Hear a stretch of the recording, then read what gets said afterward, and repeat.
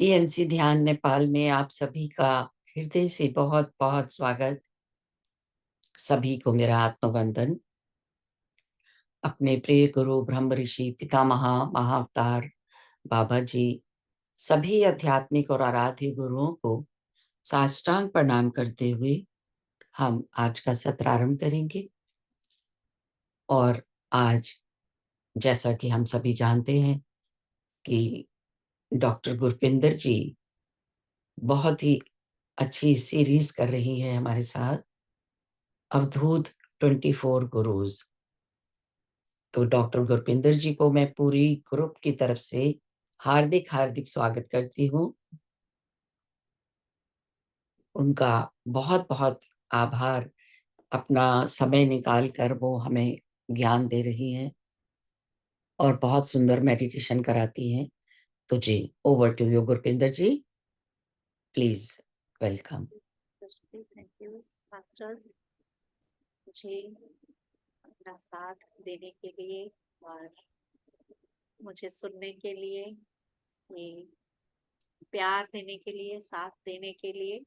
क्योंकि जो भी मैंने ये सोच के यहाँ विजडम और ये सेशन शुरू किया था कि ये बहुत ही साधारण सी है। मुझे यही लगता था कि सब लोग इतना बड़ा बड़ा ज्ञान लेते हैं, इतनी हाई लेवल की स्पिरिचुअल क्लासेस होते हैं, तो ये तो छोटा सा बिल्कुल सिंपल साधारण सा है। बट आप लोगों ने बहुत अच्छा प्यार दिया। जी, अभी हम अपने ज्ञान तो ज्ञान ही है अंतम गुरपिंदर जी। जी जी। अंतम पड़ाव पे हैं। अब बस नेक्स्ट मंडे इसके हो जाएंगे लास्ट। तो यानी कि आज हम 21 और 22वां गुरु करेंगे। तो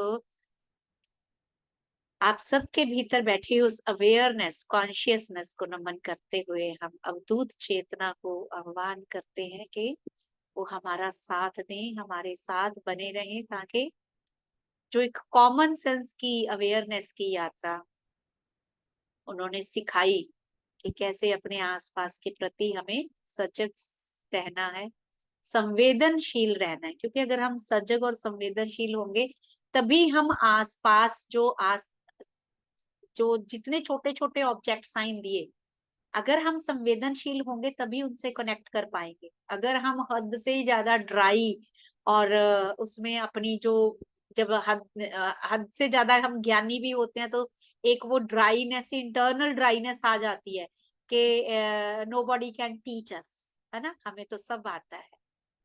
क्योंकि हमने ज्ञान, वैराग्य, अटैचमेंट हर चीज से सीख ली। बट अवधूत ने हमें हर छोटी से छोटी चीज से, पतंगे से, कीड़े से भी कनेक्ट होना सिखाया।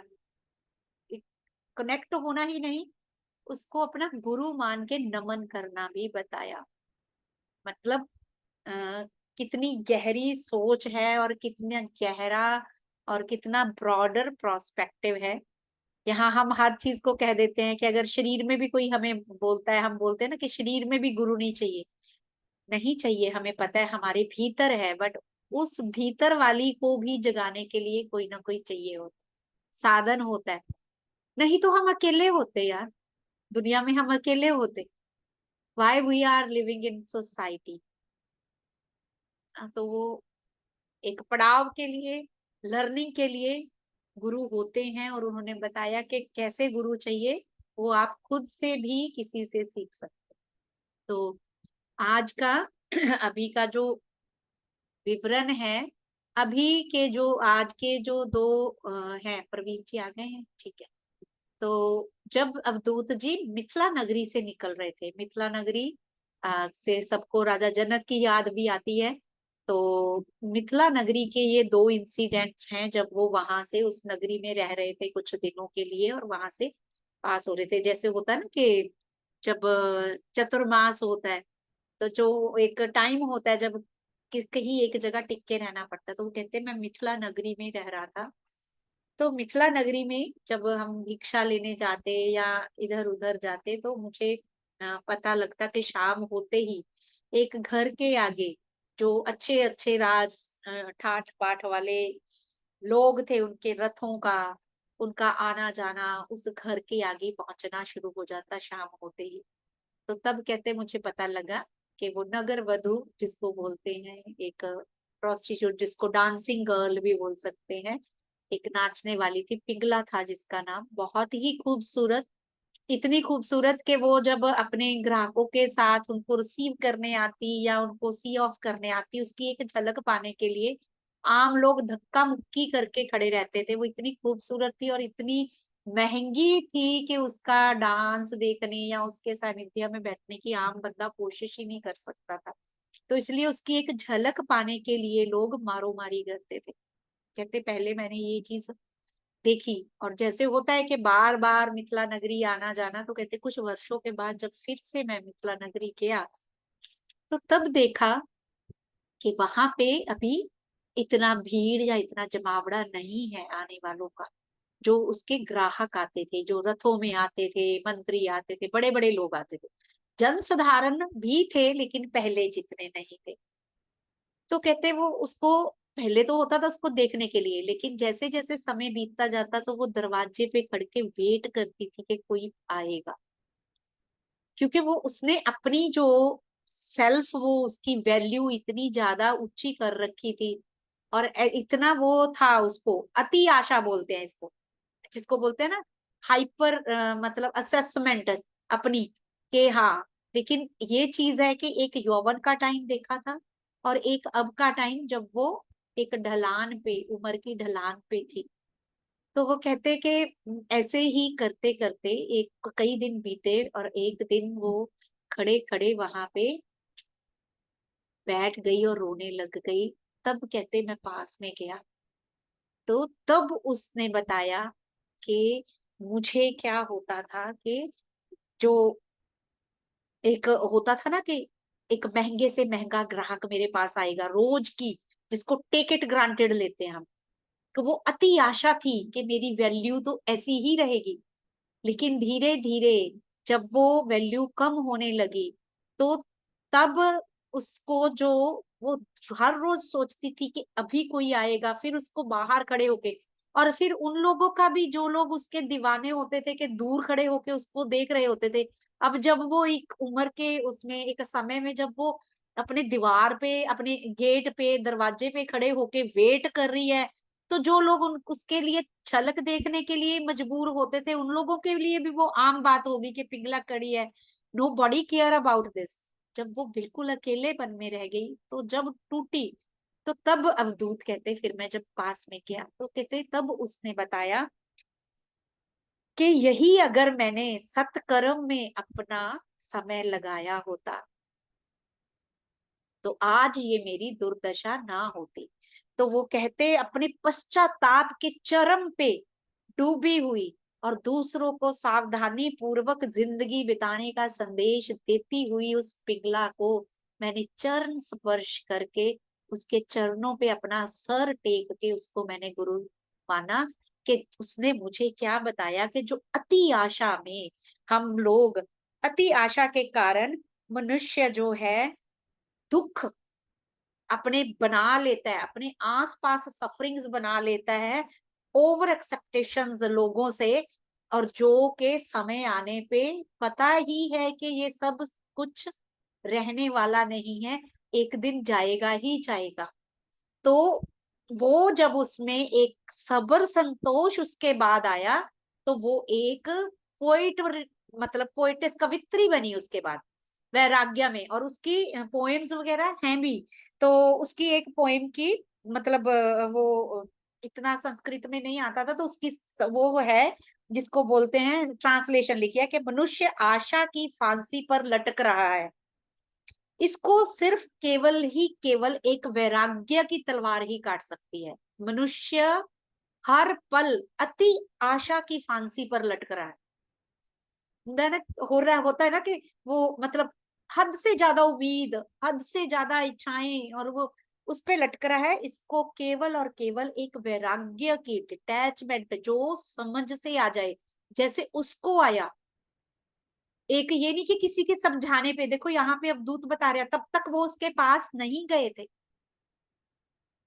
when she break down और when she get enlightenment के यस इन चीजों में कोई सार नहीं है, इतना उसको गहन वैराग्य और पश्चाताप के हे माँ, हे भगवान, इतना तो मैंने सत्कर्म में अगर जीवन लगाया होता, जो दूसरों को खुश करने में और उन दूसरों को, जो बड़े बड़े ग्राहक है, उनका इंतजार करने में मैंने जो अपना समय व्यर्थ किया, तब उसको पश्चाताप हो रहा था कि मेरी कितनी उम्र निकल गई। बट जब उसको ये रियल कंटेम्पलेशन के बाद जब उसको एनलाइटनमेंट हुई, तो वो बहुत उस समय की फेमस एक पोएटेस भी हुई और साध्वी भी हुई। तो वो कहते, जब वो ऐसी हालत में थी, जब उसने ये बोला कि ये अति आशा और जो उसके कारण जो मैंने अपना समय व्यर्थ किया, और पश्चाताप में डूबी हुई उसके आंसू, उसके सारे गुनाह धो रहे थे, तो उस अवस्था में मैंने उसको साष्टांग प्रणाम करके अपना गुरु माना।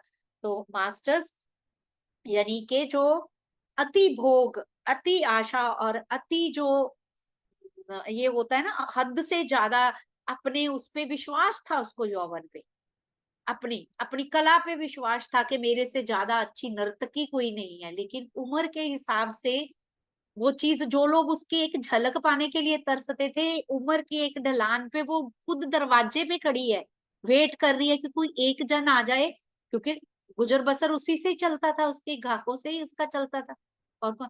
लेकिन फिर वो भी देखने वाले नहीं थे।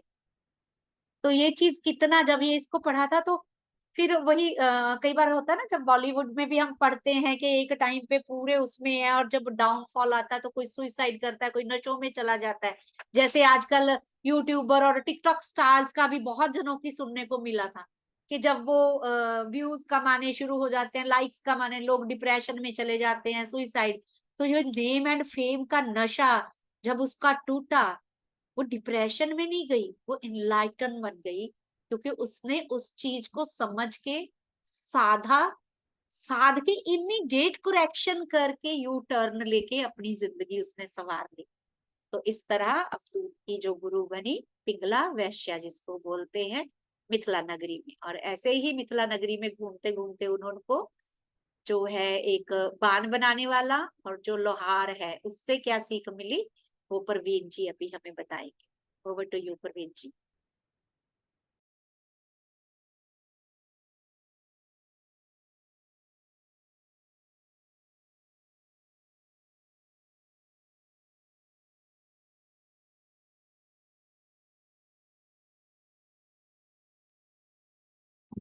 सभी को नमस्कार है मेरा। अपने गुरुओं को नमन करते हुए मैं शुरू करती हूँ। गुरपिंदर मैम ने बहुत अच्छे तरीके से बताया, बहुत ही बड़ी सीख मिली है इस चीज़ से। और अब मैं बताने जा रही हूँ एक लोहार। अवधूत जी कह रहे हैं कि उन्होंने एक लोहार को देखा। लोहार का क्या काम होता है कि टूटी फूटी चीज, लोहे के टुकड़े पिघला के उनकी शेप बदल के उनको उपयोगी यूजफुल आइटम्स बनाना, उसका ये काम होता है। तो वो क्या करता है कि कोई पुरानी चीज को टूटे फुट्टे लोहे से गर्म करता है, उसको चोट मार के उसको बना देता है। मतलब पुरानी चीजों को वो ट्रांसफॉर्म करके अच्छी चीज जो काम में आने वाली होती है उसकी शेप चेंज करना, उसकी मोल्डिंग चेंज करना। पर वो कितनी पेशेंस का काम है, कितना हार्ड वर्क है कि बार बार उसको गर्म करता है, बार बार हथौड़े से पीटता है। कितना पेशेंस चाहिए होता है उसको, अटेंशन कितनी उसकी उसके ऊपर होती है कि बिल्कुल फोकस अगर नहीं रहेगा उसका तो चीज बिगड़ जाएगी। वो क्रिएटिविटी कितनी है उसके अंदर, स्किल कितना है, मास्टरिंग अपनी हर चीज जो उसकी टेक्निक जो उसने बनाना उसमें उसने मास्टरी कर लिया। तो उसको हथौड़े को पता है कि कहाँ चलाना मुझे, कहाँ जरूरत है। जरा विसा भी हथौड़ा इधर से उधर गया तो उसका जो वो बनाना चाहता है वो नहीं बनेगा। तो ये चीज वो देख रहे थे अवधूत जी, तो उनको लगा कि देखो ये कितना मतलब उसकी क्वालिटीज उसको दिख रही है कि क्या कर रहा है वो। ये बिल्कुल बेकार चीज को उसने अपने गरम करा भट्टी में अपनी, और उसको हथौड़े चला के जरूरत की चीज बना दिया, उसको औजार बना दिए, कितनी कुछ उसने बना दिया। तो उनको लगा कि ये देखो कि कोई इंसान, क्या उनके दिमाग में आया कि अगर कोई इंसान निरुपयोगी भी है, कठोर भी दिख रहा है, वो किसी तरीके से लोहे जैसा कठोर भी है, तो उसको भी अगर वो तैयार हो जाए कि तपन सहने को, हथौड़े की चोट सहने को, तो वो भी एक दिन अपने आप को उपयोगी बना सकता है। मतलब कितनी बड़ी बात, छोटी सी चीज को बिल्कुल माइंड में नहीं आता कि कर क्या रहा है, वो कहाँ उन्होंने बना लिया कि उसको भी अपना गुरु मान लिया कि ये सब चीज हो सकती है।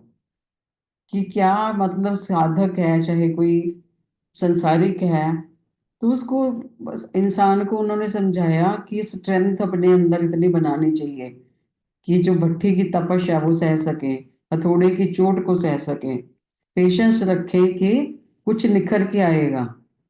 सोना भी कहते हैं ना, भट्ठी में तप के ही सोना बनता है वो। क्रिएटिविटी, स्किल को बढ़ाओ अपने, हार्ड वर्क, डेडिकेशन, कि उसको चोट को, चाहे उसको हजारों चोट मारनी पड़े उस लोहे के ऊपर, बार बार उसको गर्म करना पड़े, वो उसको उपयोगी चीज बना के ही रहता है। मतलब कितनी बड़ी सीख है कि इंसान को भी ये सोचना चाहिए कि कुछ कष्ट आ रहे हैं, कुछ तपन सहनी पड़ रही है, कुछ चोटें लग रही हैं, तो वो उसको निखारने के लिए है। इंसान बड़ी जल्दी थक जाता है, हार जाता है कि मेरी जिंदगी में ये ऐसा क्यों हो गया, ये मुझे ऐसा क्यों हो रहा है। पर अगर उसको पेशेंसली उस टाइम पीरियड से निकल के आया तो उसको वो निखर के ही बाहर आएगा, कुछ उपयोगी बन के ही आएगा। बहुत अच्छी सीख ये दी है। और फिर उन्होंने एक तीर बना रहा था बैठा, एरो समेत, जो बाण बनाने वाला है, वो इतनी तल्लीनता से अपने काम में लगा हुआ है अपनी दुकान के बाहर बैठ के कि उसको पता ही नहीं चला कि वहां से राजा की सवारी निकल के चली गई। वो उसकी धार बना रहा है तीर की, कि धनुष पे उस पर चढ़ेगी और तीर वो काम आएगा किसी के। मतलब देखो कि जब इतनी डेडिकेशन थी उसके अंदर, राजा की सवारी कैसे निकल गई होगी। हाथी घोड़े बैंड बाजे कितना कुछ निकला होगा वहां से, जो उसको कुछ भी खबर नहीं थी कि क्या हो गया। बाद में पता चलता है, लोग बता रहे कि राजा की सवारी निकल गई, तू अपना यही काम कर रहा है। तो ये उनको लगा कि देखो कितना फोकस माइंड ये काम कर रहा है, अगर हम भी इसको अपनाएं, ये इसकी क्वालिटी को, कि अपनी कंसंट्रेशन को बढ़ाएं और जो भी हम चाहते हैं, मतलब जो वो चाह रहा था, धार जैसी उसको किसी को जरूरत थी, भी ऐसा तीर उसको चाहिए, तो वो उसमें बना रहा है। तो उन्होंने कहा कि ऐसे ही फोकस होए, और बिल्कुल फोकस करेंगे तभी वो जो कमियां होती हैं चीज, किसी कमी में त्रुटियां गलतियां कह दो ना, वो तभी खत्म होती हैं। नहीं, कुछ ना कुछ काम करने में गलतियां होती हैं। अगर इंसान इतना फोकस हो, इतनी अटेंशन अपने काम के ऊपर हो, पेशेंस हो कि बार बार रेपिटेशन उधार चलाए जा रहा है, तब उसको काम का वो तीर, कितनी ज्यादा स्किल है उसके अंदर, कितनी ज्यादा रिफाइनिंग हो चुके हैं उसके स्किल्स, कि वो अपने काम में इतना मगन है उसको कुछ भी नहीं पता चला। तो ऐसे ही साधक को भी, अगर वो इतना तन्मयता से अपने काम को करे, इतना मगन हो जाए, इतना फोकस, कंसंट्रेशन, हार्ड वर्क, कहते हैं ना पेशेंस, सब कुछ रखे, तो वो जो दुनिया में जो भी उसको चाहिए वो उसको मिल जाएगा। अवधूत जी ने इन दोनों को अपना गुरु माना, कि जो ये काम अपनी काम कर रहे हैं वो तो अपना रोजगार है उनका, पर उनको कितनी बड़ी सीख मिली है। ये अवधूत जी कर सकते थे, कोई नहीं कर सकता। कि उन्होंने कैसे कैसे उन चीजों में से निकाल के कि उनको अपना गुरु मानना, बहुत ही अच्छा ये लगता है। ये 24 ही क्यों, उन्होंने और भी देने थे गुरु। मुझे तो कभी कभी ये लगता है, कोशिश करते हैं कि हम भी करें अपनी रोजमर्रा की जिंदगी में, कि हम भी कुछ समझ पाए कि इस चीज से हमें ये सीख मिल पाती है। तो काफी माइंड मेरा तो अब इन चीजों में चलता है कि कुछ काम सामने कुछ ऐसा चल रहा है, तो उसमें से क्या सीखना चाहिए, क्या पर्पस है वो सामने हमें दिखाया जा रहा है। हम किसी जगह पे फ्रेंड्स ऐसे ही नहीं जाते, कुछ दिखाया जा रहा होता है, कुछ हमारी जिंदगी में हो रहा होता है, हर चीज का कुछ ना कुछ पर्पस होता है। बिना पर्पस के यूनिवर्स कुछ भी नहीं करता।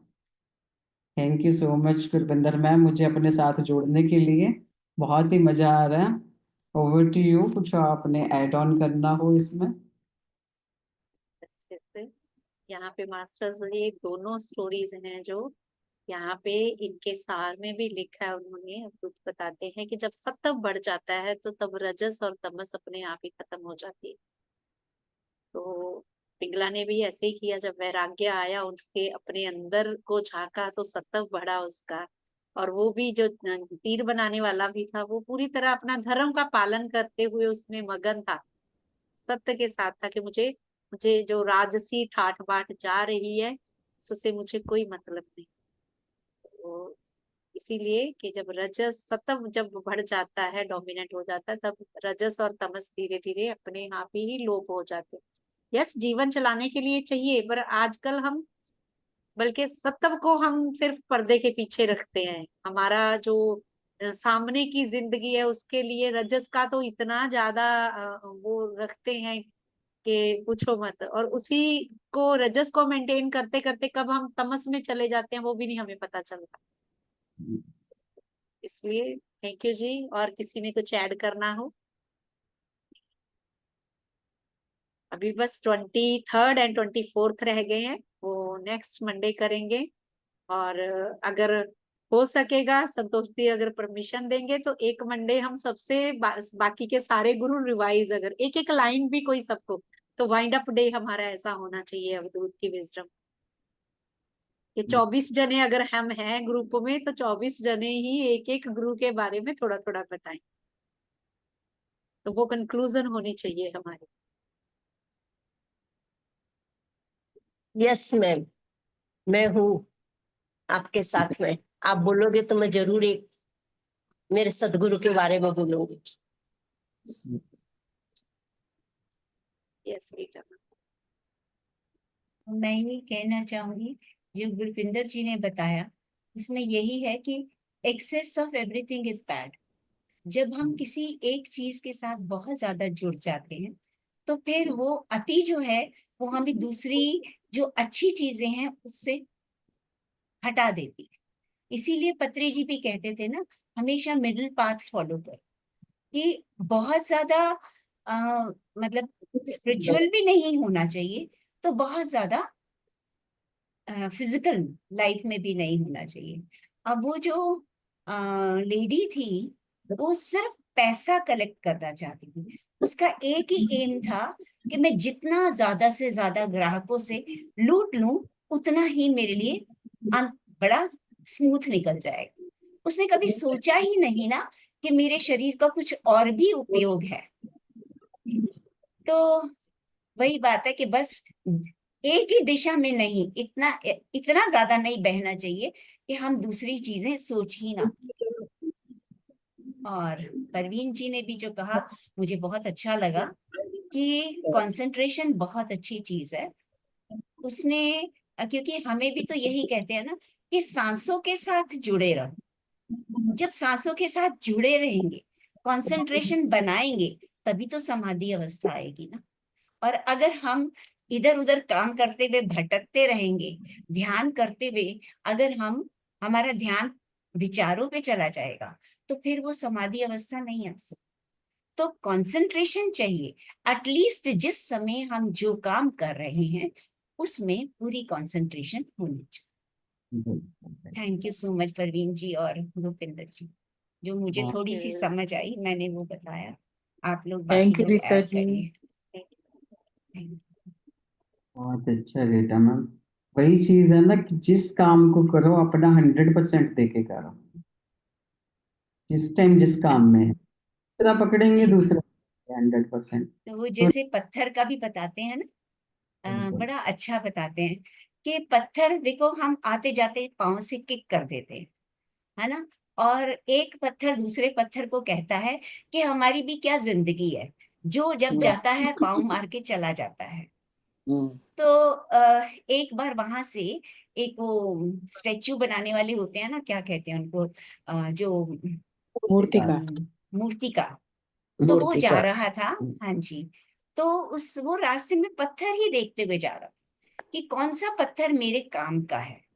तो जो एक पत्थर था उसने दूसरे को कहा, देख ये मूर्तिकार है, ये हमें उठा सकता है और इसकी पीड़ा हमें सहनी पड़ेगी। तो मैं तो कोशिश करता हूँ कि मेरे ऊपर कोई ऐसा मिट्टी घट्टा आ जाए कि मुझे ये ना पहचाने।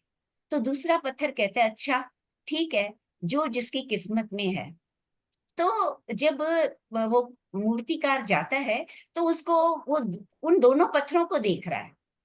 एक पत्थर छुपने की कोशिश कर रहा है और एक पत्थर उभर के बैठा हुआ। तो उभर के जो बैठा हुआ पत्थर है ना, उसको वो मूर्तिकार चुन लेता है। तो दूसरा पत्थर कहता है, देखा मैंने कहा था ना, इससे बचने की कोशिश कर, तूने नहीं करी, अब तू सह इसकी मार। तो वो जब पत्थर उठाया जाता है वो कहता है कोई बात नहीं।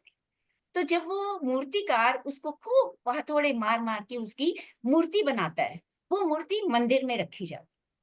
तो वो पत्थर दूसरा वाला तो वहीं पड़ा रह जाता है, लोगों के वो ठोकरों में पड़ा रहता है।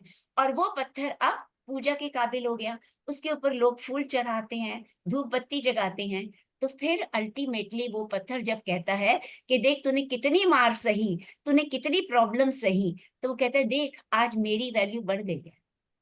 मैं वही पत्थर हूं जिसके आगे लोग झुकते हैं, और तू वही पत्थर है जिसको अभी भी ठोकरे लग।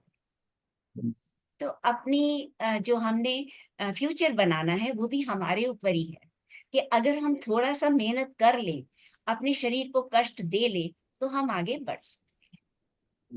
Thank you so much. Thank you. बहुत अच्छा। Thank you Rita ji.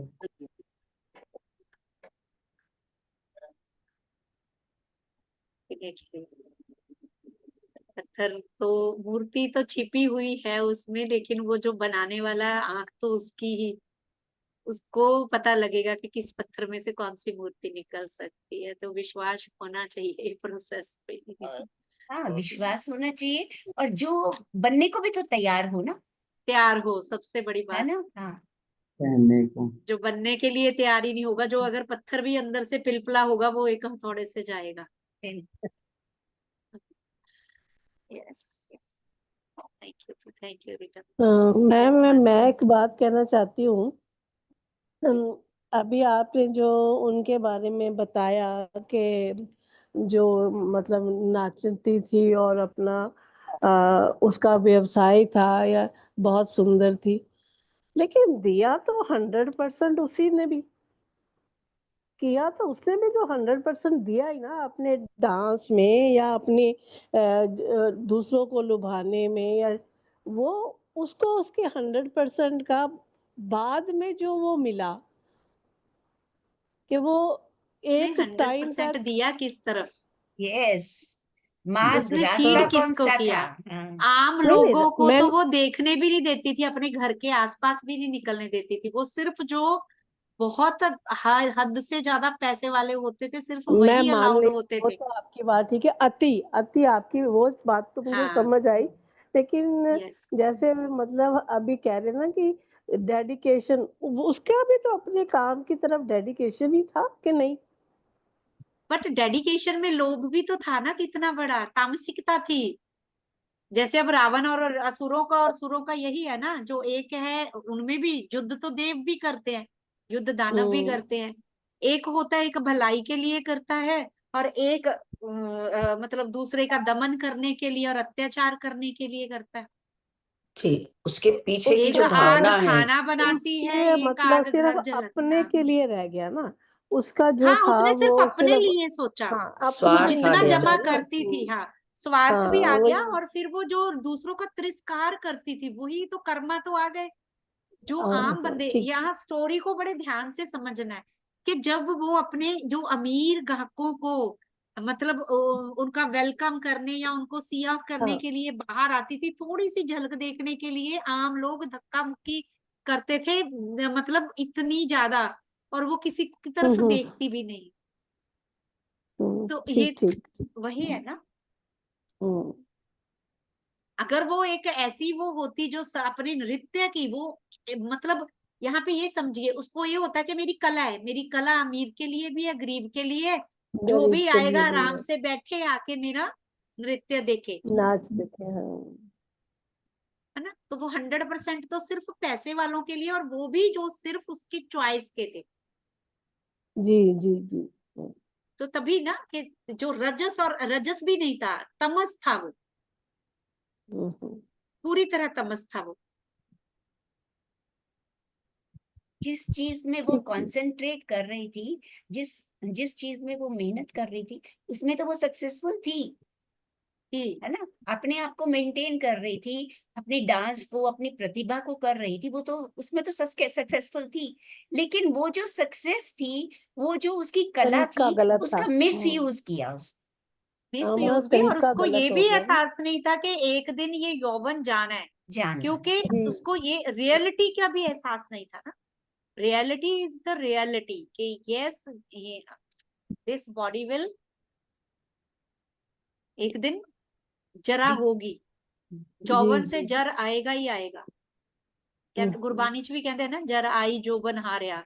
जैसे ही बुढ़ापा आ जाता है, जोबन ऑटोमेटिक हारता है, ये ट्रूथ है, इसको कोई भी नहीं रोक सकता। जी जी बिल्कुल ठीक। मतलब वो अपने उस समय में जब उस पे यौवन था, उस समय वो बिल्कुल जैसे मत में अंधा हो जाता है आदमी, मध में अंधी, तो यस। वो उसमें ही तो समभाव जो चाहिए कि उस समय उसमें मतवाला ना हो जाए। जी, वो तो भावना तो गलत थी ही जो उसकी। वर्तमान करे। जी जी।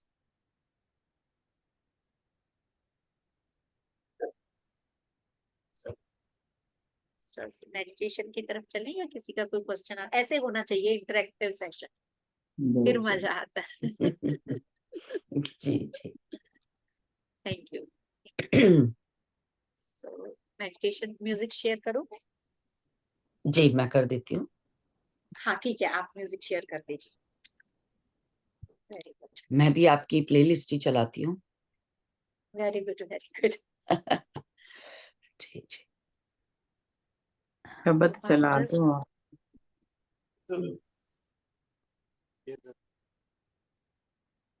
मास्टर्स अपने आप को म्यूट कर लेंगे हम, और सुखपूर्वक यात्रा पे चलेंगे। आत्म विश्लेषण की यात्रा, अपने आप से जुड़ने की यात्रा।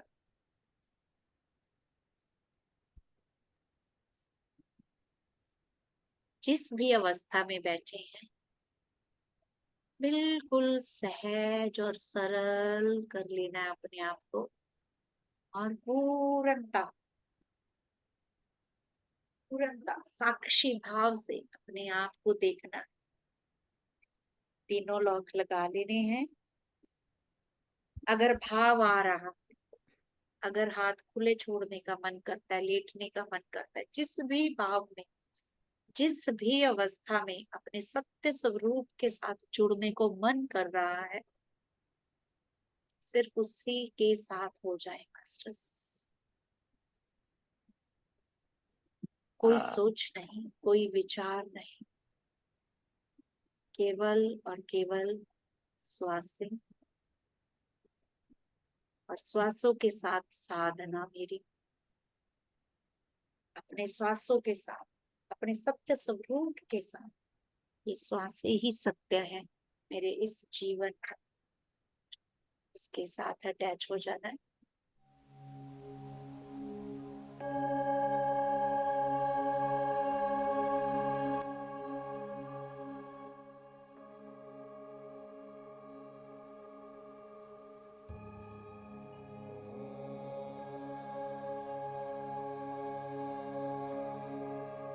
सत्य स्वरूप के साथ जुड़ेंगे।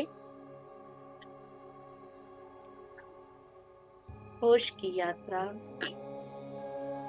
उस ब्रह्मांड के साथ, अपने आप के साथ।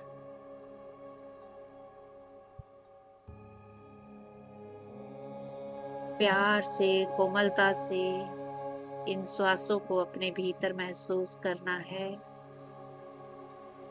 जो भी कोई सोच विचार, कोई दुविधा, उसको लेट गो कर देना है मास्टर्स, और और जैसे कि आज हमने सार लिया कि जब सत्व गुण बढ़ जाता है तो रजस और तमस अपने आप सम हो जाते हैं। अपनी सत्यता पहचाननी है हमें।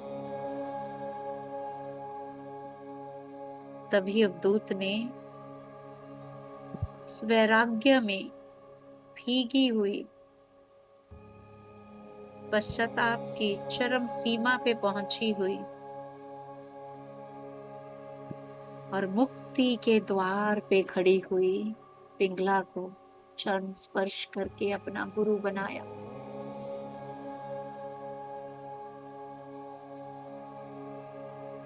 जब अंदर से ज्ञान प्रकट होता है तो सारे अंधकार दूर हो जाते हैं मास्टर्स। यही पिंगला ने हमें सिखाया। और जब हम अपने कर्तव्य के प्रति सत्यनिष्ठ होते हैं तो हमें आसपास के आडंबर भी भाते नहीं, लुभाते नहीं। यही हमें बाण बनाने वाले ने सिखाया। और यही अगर हम This is the pink salt recipe that took me from अपने 179 to आप को 126 in just weeks. You know what the best part तैयार is? It's कर natural, लें easy, has कि no side effects. हम तपने के लिए, तपस्या के लिए तैयार हैं।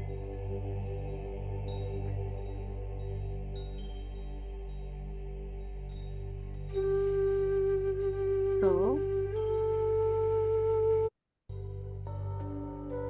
लोहे के टुकड़ों के भांति तपने के बाद हम भी कुछ उपयोग में आने वाला कोई आकार बन सकते हैं।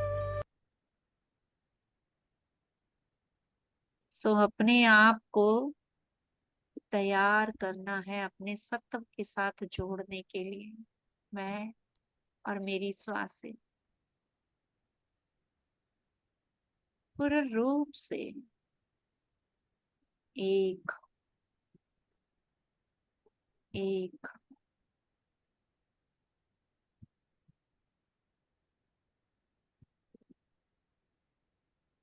breathe in, breathe out।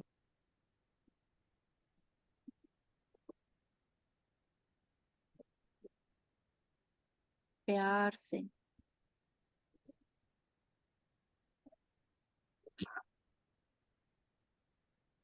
कोई सोच नहीं, कोई विचार नहीं, केवल और केवल मेरी श्वासें।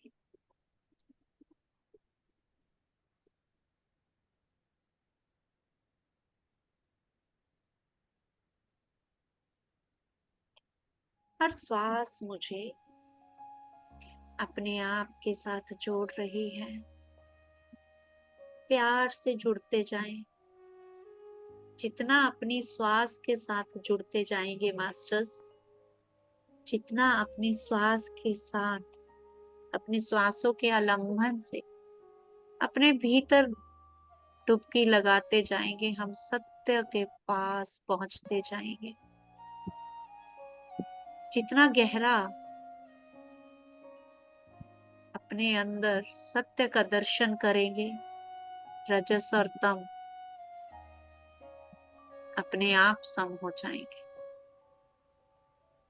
ब्रीथ इन, ब्रीथ आउट।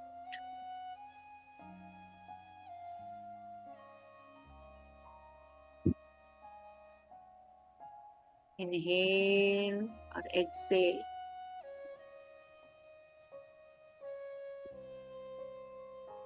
पूरी तरह से श्वासों के साथ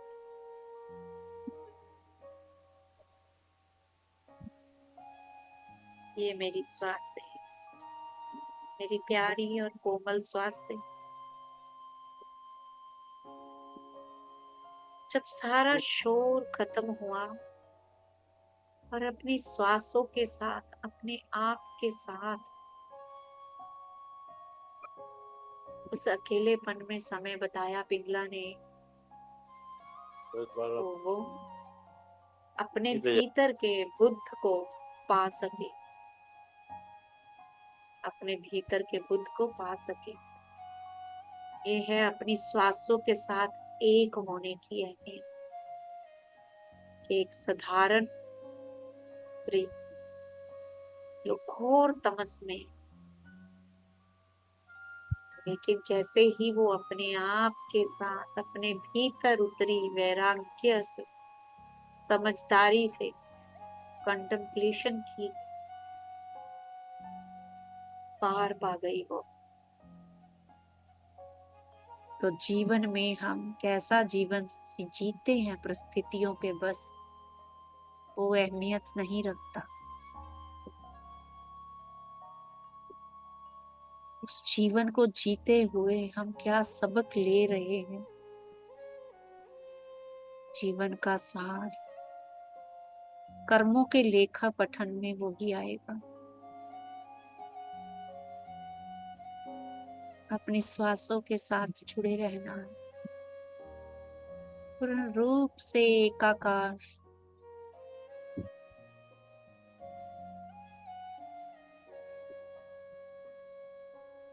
जैसे वो बाण बनाने वाला अपने काम में मगन था। ऐसी एकाग्रता हमारी अपने आप के साथ, क्योंकि ये अभी इस समय इस क्षण केवल मेरा समय है, जब मैं अपने आप के साथ बैठा हूँ, बैठी हूँ।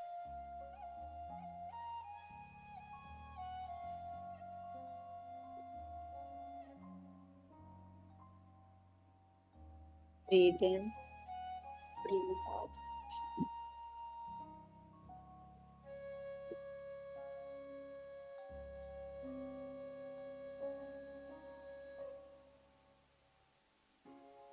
इसी तरह मास्टर्स ध्यान में कुछ देर बने रहेंगे।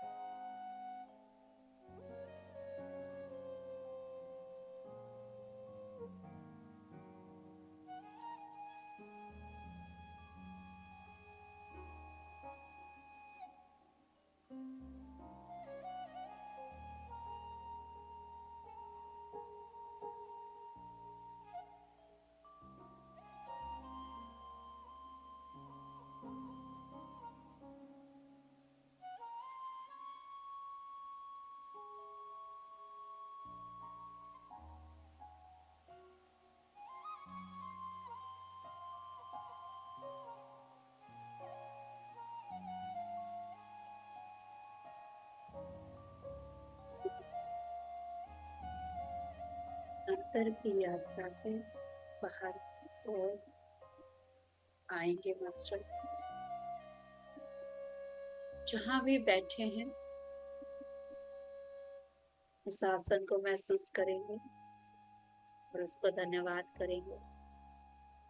इस शरीर को महसूस करेंगे और इसका धन्यवाद करेंगे ध्यान में साथ बना रहने के लिए।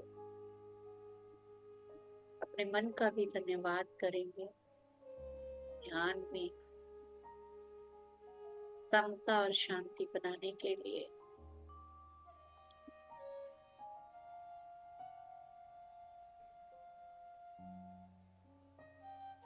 सिर से लेके पैर तक मैं पूरी तरह से रिलैक्स हो चुकी हूँ। उस एहसास के साथ, उस खूबसूरत एहसास के साथ अपने आप को महसूस करते हुए, अपने आसपास की आवाजों को महसूस करते हुए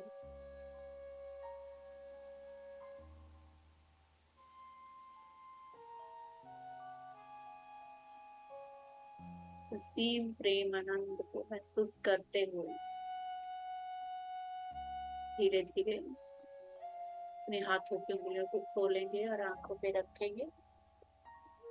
10, 9, 8, 7, 6, 5, 4, 3, 2, 1 शून्य।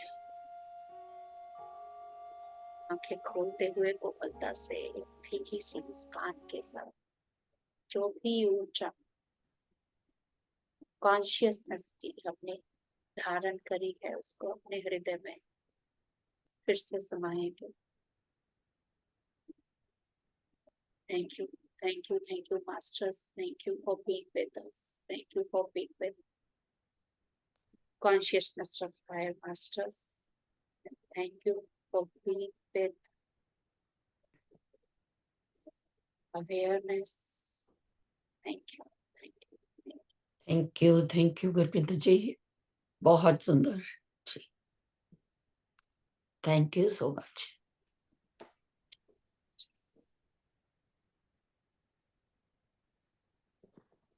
Thank you, ma'am. Thank you, auntie. Thank you thank you, Gurpinder ji for thank deep you. Meditation. बहुत बढ़िया ध्यान। Thank you so much. Thank you, धन्यवाद। धन्यवाद, धन्यवाद जी शुक्रिया। जी, आंखें खोलने का मन नहीं करता बिल्कुल, जिस समय ऐसा पीक पे होता है और बस कैसे समय निकल जाता है पता ही नहीं चलता।